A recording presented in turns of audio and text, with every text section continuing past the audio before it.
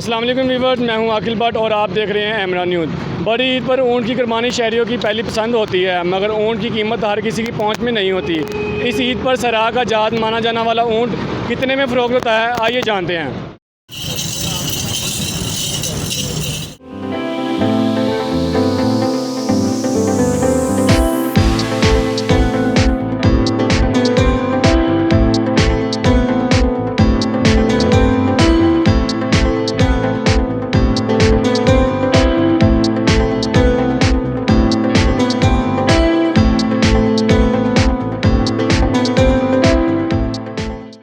भाईजान सारा दिन पुछण वाले ही आंदे ने, रात ਨੂੰ 9-10 ਵਜੇ ਜਿਹੜੇ ਖਰੀਦਣ ਵਾਲੇ ਹੁੰਦੇ ਨੇ ਉਹ ਰਾਤ ਨੂੰ ਆਉਂਦੇ ਨੇ ਤੇ ਕੋਈ 100 ਵਿੱਚੋਂ ਕੋਈ 10 ਜਾਣੇ ਹੁੰਦੇ ਨੇ ਜਿਹੜੇ ਲੈ ਕੇ ਜਾਂਦੇ ਨੇ।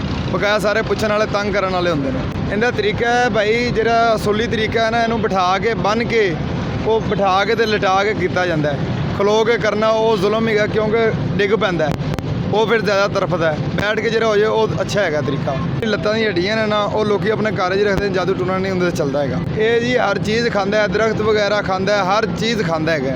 ਜੋ ਬੱਕਰਾ गाय जो खाते हैं वो चीज़ हर चीज़ खाते हैं। हम ऊँट लेने आए हैं, हमने गाय बकरे हर बार किए हैं। अब ख्वाहिश है कि एक बार ऊँट भी किया जाए, क्योंकि नबी सल्लल्लाहु अलैहि वसल्लम ने ऊँट की कुर्बानी की थी, तो हमारी भी कोशिश है और ख्वाहिश है कि हम ऊँट करें। और ऊँट लेने हैं और रेट बहुत ज़्यादा है। देखिए अल्लाह करे जी, हमारे नसीब में तो हमें मिल जाएगा। हमारी ख्वाहिश है कि हम ऊँट करें। अपने बड़ों से सुना है, बड़ी देर से सुनते हैं कि ऊँट की हड्डी घर पे रखो तो जादू टोना वगैरह नहीं होता। जाहिर है इसमें बड़ों ने कोई बात की है तो हिकमत है, तो इसमें बरकत ही बरकत है। इस जानवर में ना अल्लाह ने बड़ी बरकतें रखी। जी नाज़रीन, जैसा कि आपने सुना, व्यापारियों का कहना है कि दिन में बहुत से लोग इसे ख़रीदने तो आते हैं, मगर इसकी कीमत सुनते ही वो चले जाते हैं।